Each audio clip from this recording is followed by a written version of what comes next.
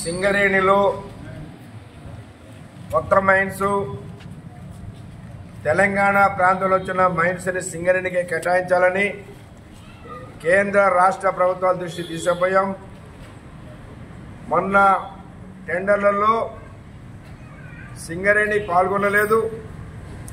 శ్రావణపల్లి మైన్కి ఏ company కూడా వేయలేదు. కాబట్టి ఈ మైన్స్ని సింగరేణికి కేటాయించాలని కోరితే బొగ్గల శాఖ మంత్రి చట్ట పరిధిలో సింగరేణికి సహకరిస్తామని చెప్పారు. రాష్ట్ర ప్రభుత్వం కూడా సింగరేణి కొత్త మైన్స్ తీసుకొస్తామని చెప్పారు. గతంలో రాష్ట్ర ప్రభుత్వం కానీ సింగరేణి యాజమాన్యం కానీ దూరదృష్టి లేకుండా 10 సంవత్సరాలుగా ఒక కొత్త మైన్ కూడా పర్మిషన్ తీసుకురాకుండా ఉన్న బావుల్లోనే ప్రైవేట్ వాళ్ళకి ఇచ్చి బొగ్గు తీయటం వల్ల ఉత్పత్తి పెరిగింది, లాభాలు పెరిగినాయి, కానీ సింగరేణి భవిష్యత్తు అంధకారమైంది.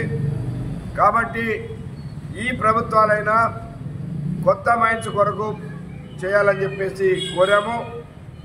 అట్లానే సేఫ్టీ ట్రైపార్టైట్ మీటింగ్ ఏదైతే జరిగిందో దానిలో ప్రతి 6 నెలలకి ఖచ్చితంగా జరపాలని, ఏదో ఎల్లో కార్డు రెడ్ కార్డు అనే సిస్టమ్ తీసేయాలి, కార్మికులను హరాస్మెంట్ చేయకూడదని చెప్పేసి కూడా కోరాం.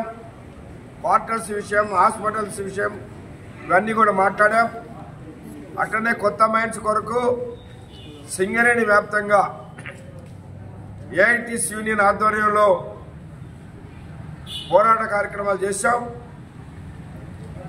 కలెక్టర్ల ద్వారా అట్లనే గవర్నర్ ద్వారా కూడా మరి పిలిపించి పోరాట కార్యక్రమాలు చేశాం. అట్లాగనే స్కూల్స్ కూడా సింగరేణిలో సిబిఎస్ సిలబస్ తోటి ఏదైతే గోదావరి కానీ శ్రీరాంపూర్లో ఏర్పాటు చేస్తామన్నారో వచ్చే ఫైనాన్షియల్ ఇయర్ వరకు వాటిని నడపాలని చెప్పేసి కోరాం.